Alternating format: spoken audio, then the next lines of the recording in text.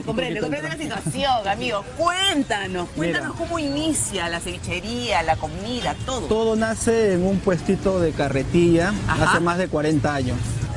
Amigas y amigos de Círculo Virtuoso, muy buenas tardes, bienvenidos a nuestro programa del día de hoy. Cerramos un fin de semana con un poco de preocupación por lo acontecido y la preocupación sobre todo que ha generado cierta confusión en la población sobre las repercusiones que podría traer esta enfermedad, o esta pandemia, por llamarlo así ya.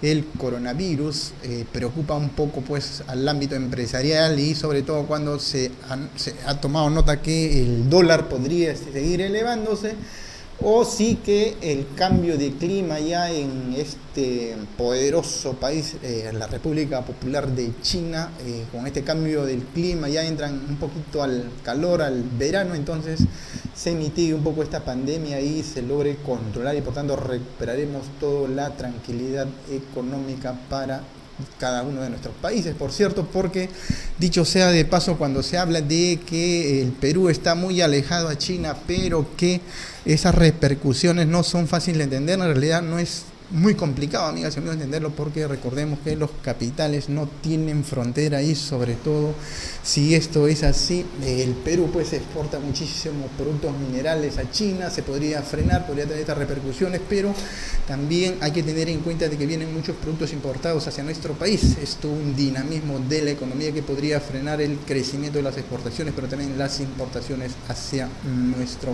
país.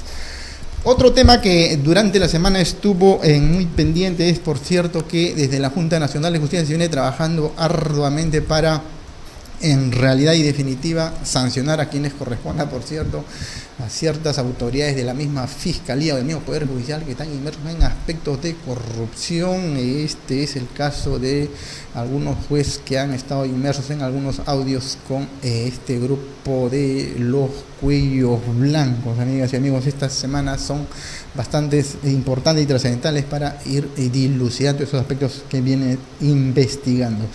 Caso preocupante también es la salud pública de nuestro país. La ciudadanía ha rechazado, como en otras oportunidades se ha dado este tema del caso Solcirred, donde realmente lo menos que se esperaba por sí era los involucrados en este delito tan penoso para la familia, por cierto, vayan a prisión preventiva y que las investigaciones dentro de los 9 meses se logre dilucidar y finalmente se dé la pena la más alta, por cierto, porque terminar con la vida de el prójimo es lo más terrible que puede ocurrir. El caso de feminicidio, hay todo un debate ahí, se trata si es feminicidio porque una dama mata a una dama, entonces no necesariamente estaría inmerso dentro de lo que atañe a la parte taxativo de la normativa en los casos de feminicidio.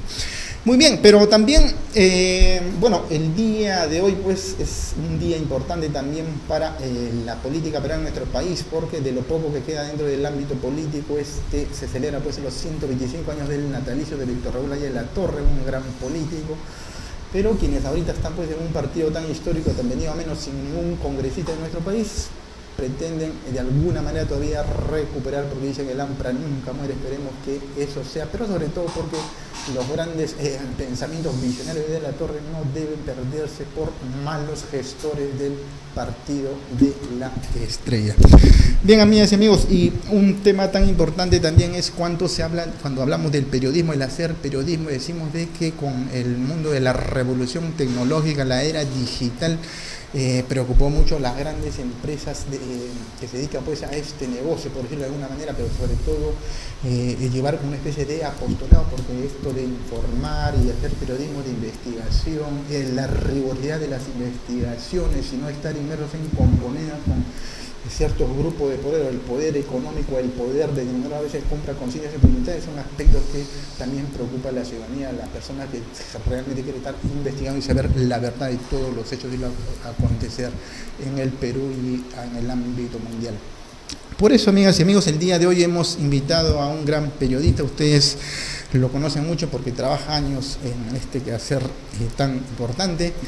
Estamos con Francisco es un gran periodista, por cierto, Francisco Chuquicayata. Ustedes lo han visto transmitir también con mucho rigor estas entrevistas en LP, que es Pasión por Derecho, o LegisP, esta institución y grupo de profesionales que trabajan arduamente el mundo jurídico, el quehacer, y sobre todo alcanzando cada uno de ustedes piezas fundamentales, porque es tan importante, porque de lo que se trata es, pues, también desde el mundo jurídico ofrecer alternativas que ustedes puedan optarla y no serla muy oneroso. Muchos hablaban de que hacer derecho, hacer justicia en el Perú debe ser gratuito, pero claro, hay todos unos entes operadores y profesionales que dinamizan, y eso necesariamente, pues, va a tener un costo, ¿no? Como cualquier trabajo remunerado. Muy bien, amigas y amigos, damos la bienvenida en forma inmediata a Francisco Chuquicayata para hablar temas tan relevantes del periodismo, cómo hacer periodismo o cómo se hace periodismo y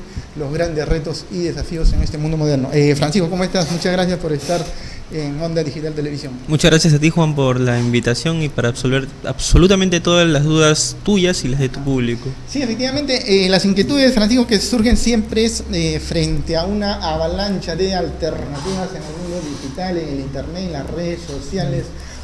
No necesariamente, pues, están profesionales formados en periodismo, sino de repente formadores en otras carreras, abogados o comunicadores sociales que de alguna manera vienen supliendo el hecho de hacer periodismo, ¿no? Entonces eso un poquito que va quitando tal vez terreno a los verdaderos profesionales de periodismo. ¿Cuál es tu predicción al respecto? Mira, ahí hay una tremenda discusión, porque de hecho en los recintos académicos en donde se enseña periodismo, muchos de los docentes sostienen eso, ¿no? ¿Por qué otras personas que no han estudiado periodismo terminan ejerciendo la profesión o el oficio? Bien, mira, a ver, yo hoy tengo una opinión que no es tan políticamente correcta, porque de hecho los periodistas jóvenes, aquellas personas que se han instruido en una universidad, en un instituto, admiran siempre a personalidades que no son periodistas, sí, pues, pero que ejercen el periodismo. No sé si me dejo entender. Por ejemplo, Hildebrand no es periodista y ejerce el periodismo y es una de las figuras que muchos jóvenes admiran, ¿no? Claro. Rosa María Palacios también es abogada, entonces tampoco ha estudiado propiamente periodismo. La reflexión, y creo que este es un esfuerzo que tenemos que hacer todos los que estudiamos periodismo, por supuesto, o lo que hemos estudiado periodismo, es la siguiente, ¿no? ¿Por qué los profesionales que no han estudiado la carrera de periodismo o comunicaciones terminan haciendo muchas veces mejor periodismo que uno? Esa es una gran interrogante y seguramente tú tendrás. Es un ejercicio de humildad. Es un gran ejercicio de humildad que tenemos que hacernos todos los días. ¿Por qué será que Rosa María Palacios hace mejor periodismo que un periodista que no estudió derecho? Tiene muchísimos seguidores también, ¿no? Sí, ahora, ¿cuál es mi reflexión? A ver, yo siempre apuesto por una verdadera especialización de periodismo. Es lo mejor. Y una verdadera especialización del periodismo no se limita a los 2 últimos ciclos de la carrera. La verdadera especialización del periodista empieza desde los primeros ciclos. ¿Verdad? Ahora, un periodista, que en mi caso, no de acuerdo a mi experiencia, que cubre judiciales o asuntos, audiencias, qué sé yo, necesariamente tiene que saber derecho, pues.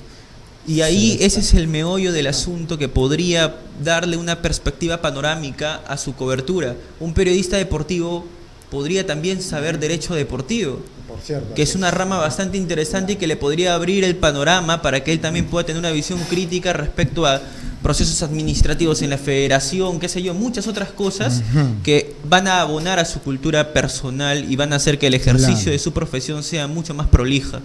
Ahora, cuando tú comentas el caso de César Hildebrand, por ejemplo, él no es periodista, ¿no? Sin embargo, a veces asociamos a que grandes figuras de lo que es el hacer de la comunicación, como Rosa María Palacios o incluso otros representantes que están en los grandes medios de comunicación, uno averigua un poco su hoja de vida y efectivamente también son abogados, son hombres de leyes, ¿no? Pero en el caso de César Hildebrand es un caso diferente, porque entendemos, pues, que él no es abogado, pero sin embargo ha tenido, pues, una amplia carrera en la televisión, en la media escrita también, y ahora tiene su semanario que es Hildebrand el 3, es muy seguido y bastante, seguramente algunos dirán riguroso en sus investigaciones, pero también detestado por muchos, porque a veces va en el calor de las investigaciones adelantándose un poquito a lo que se viene manejando en el mundo de las comunicaciones, ¿no? Sí, de hecho es una Dando línea, la primicia, es inclusive. una línea editorial que la asumen también otros diarios, ¿no? Cada diario Ya. maneja una propia línea editorial que por supuesto es altamente subjetiva, ¿no? Claro. Ahora, vamos a entrar a otro terreno, ¿no? Sí. La subjetividad y la objetividad también es algo que se discute mucho en los recintos Sí. académicos del periodismo, Claro. y yo he escuchado muchas veces decir, y esto es algo que se dice mucho, que la objetividad no existe, propiamente no existe, y que por ende, por eso es que los medios de comunicación asumen estas líneas editoriales. Pero yo sí creo, fíjate, que la objetividad sí existe, o si no existe, existen formas de aproximarse cada vez a un rigor más objetivo. ¿Cómo? ¿Cómo buscamos esa objetividad? Bueno, haciendo un poco lo que hace un juez, ¿no? Un juez pondera, un juez resuelve en función de manera proporcional, necesaria, idónea.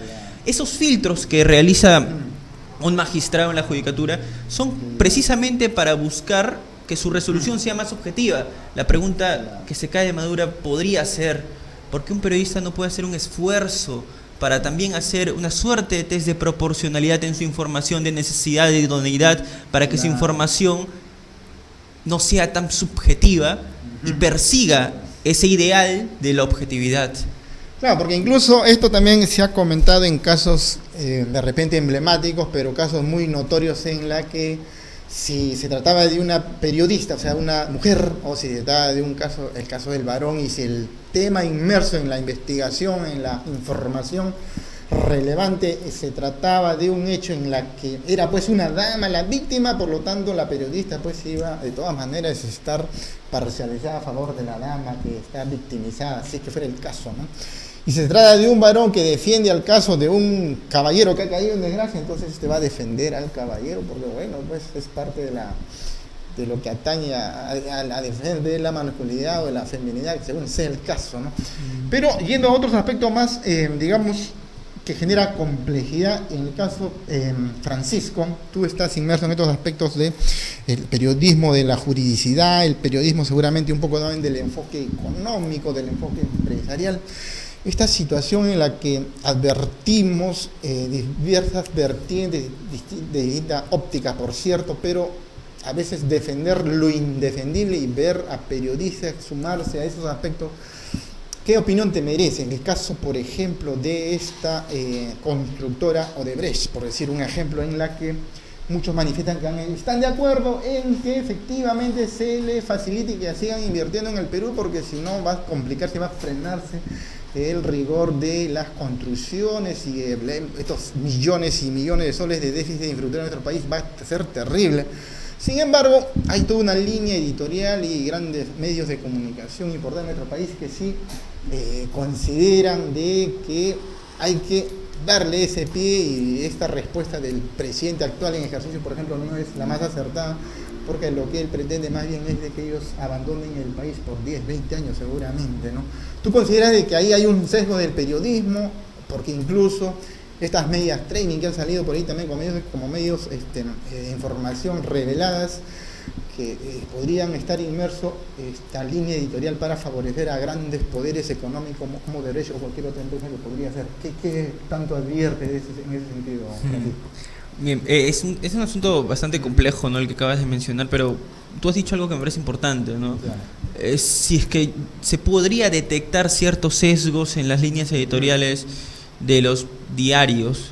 Claro. Bueno, en realidad en absolutamente todos los diarios se podrían detectar determinadas direccionamientos, la opinión del empresario que dirige el medio de comunicación, no solo en diarios, también en plataformas jurídicas, plataformas digitales, en la diversa proliferación de medios de comunicación que se pronuncian al respecto, ¿no? Ahora, ¿cómo podríamos nosotros detectar eso? Bueno, tendríamos que hacer un mapeo exhaustivo de los titulares, de cómo es que se distribuye la información en la publicación en esos medios de comunicación.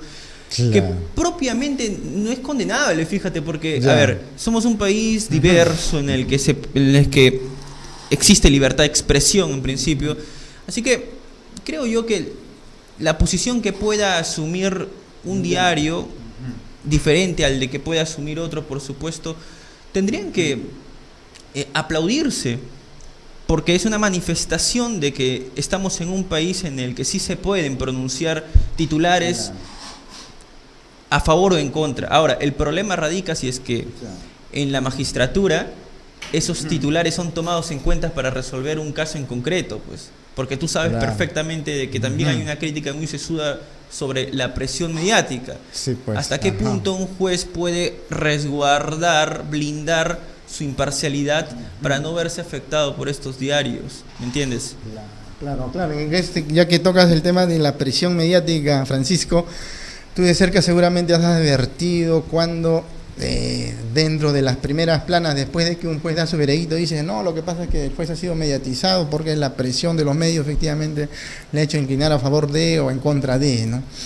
Sin embargo, claro, tú dices, el periodismo, pues, hay toda una especie de vocación, una especie de discipulado y de servicio a la comunidad, ¿no? Pero también lo que es el mundo jurídico es lo mismo, ¿no? Un juez o el abogado que lo que pretende en realidad, a margen de un honorario que cobra, lo que trata es, claro, el abogado seguramente defender con mucho rigor a su cliente, pero el juez impartir justicia según lo que se dé, pues, lo que informe la fiscalía dentro de su rigurosa investigación, pero también los argumentos de defensa por parte del investigado, ¿no? ¿Cómo adviertes tú esa imparcialidad que viene en el mundo jurídico, que es bien complicado, pero también esa imparcialidad que ya de alguna manera lo has mencionado, pero la imparcialidad de los medios de comunicación o del periodismo en sí? Tú has manifestado algo de eso. ¿Qué más se te viene a la mente? Porque claro, hay toda una avalancha de que se critica que cada vez el periodismo va perdiendo terreno, en el sentido de que el gobierno sostiene los medios de comunicación y las redes sociales han puesto en jaque a muchas medios periodísticos de mucho poder a nivel incluso mundial, grandes corporaciones de la comunicación, ¿no?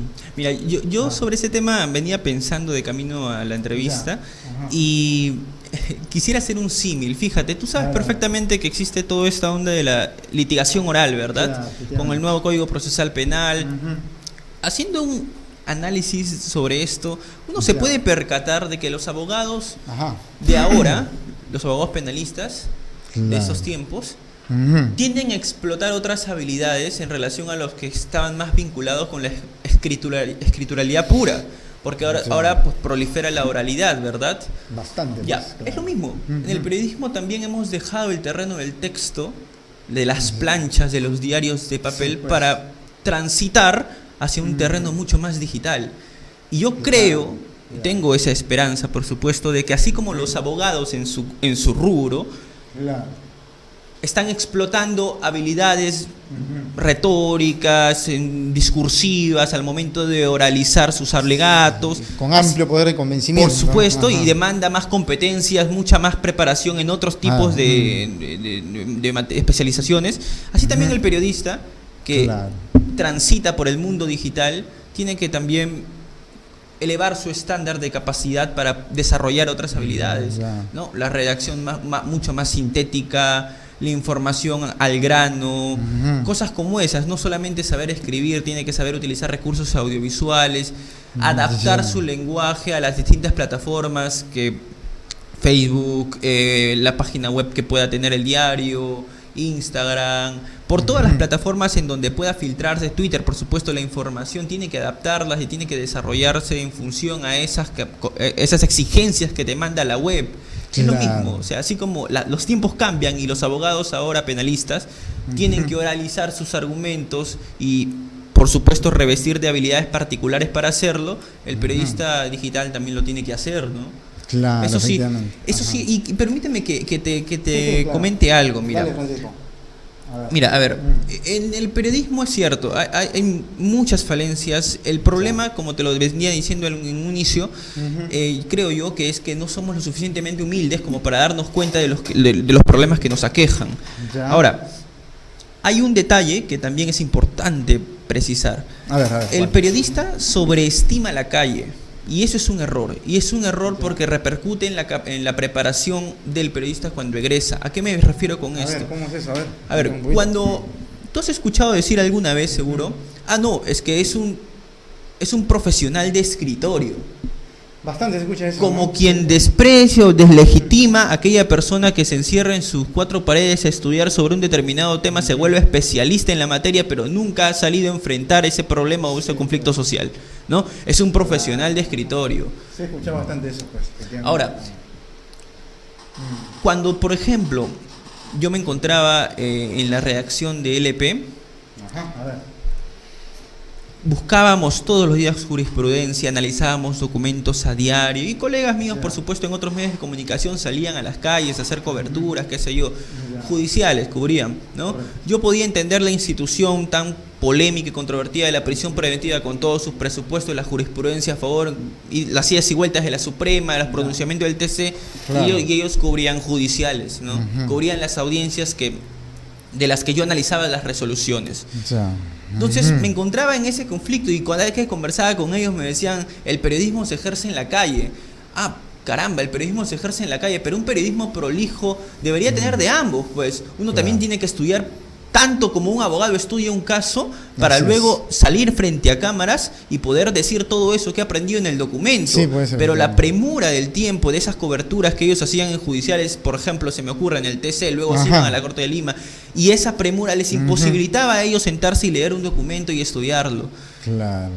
Esa sobreestimación de la calle a veces termina siendo muy perjudicial para los propios periodistas que solamente cubren calles y que no se sientan en sus cuatro paredes a estudiar como se debe un tema tan complejo como, por ejemplo, la prisión preventiva, se me acaba de ocurrir, ¿no? Por ejemplo, claro, que ha sido bastante mediatizada, pero sobre todo ha generado mucho debate entre distintos profesionales, no tanto abogados como incluso del mundo de las comunicaciones, los periodistas, ¿no? Que toman distintas vertientes. Pero bueno, en todo caso, para ir culminando, Francisco, esta orbe mundial que de alguna manera pues ya es un mundo sin frontera. Nuestro país tiene pues comunicaciones referente al tema que abordé al inicio de la entrevista sobre esta pandemia mundial, el coronavirus. También implica mucho el rigor de cómo se abordan las comunicaciones desde el mundo periodístico, ¿no? Porque muchos sostienen efectivamente de que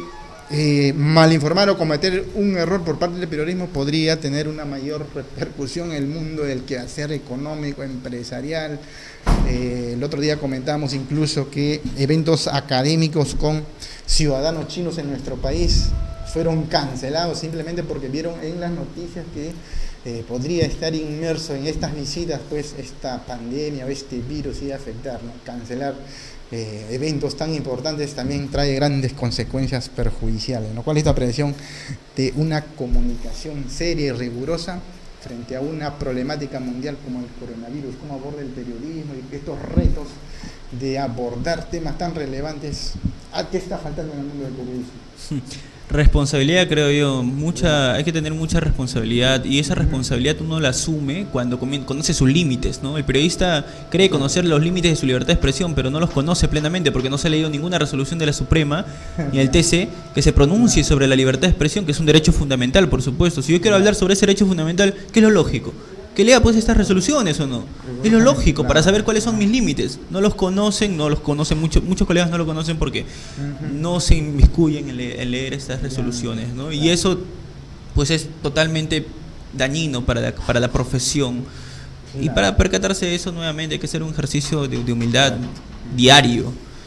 Bien, Francisco, te agradezco mucho por estar en nuestro programa y te seguimos pues de cerca los abogados, todo el mundo jurídico siempre por Se Corre Traslado LP, pasión por el derecho. Te felicitamos porque tus rigurosas entrevistas, también como bien sostienes, te investigas mucho, el tema que abordas en tus entrevistas, la verdad que uno evidencia y nota claramente que, claro, tú estás en formación, próximamente también serás un abogado en ejercicio, Sí, por lo tanto tienes una doble responsabilidad frente a la sociedad, pero desde ya lo vienes trabajando muy bien, desde la tribuna en que vienes ejerciendo tu actividad. Muchas gracias a ti, Juan, por la invitación. Cuando quieras podemos conversar del tema que Genial, contamos contigo, muchísimas gracias. Amigas y amigos, brevísima pausa y continuamos con el programa. Ricardo Selvallo Saldarriaga ingresa ya a nuestra plataforma de Onda Digital. Pausa y continuamos. Genial, gracias Francisco. Esto se transmite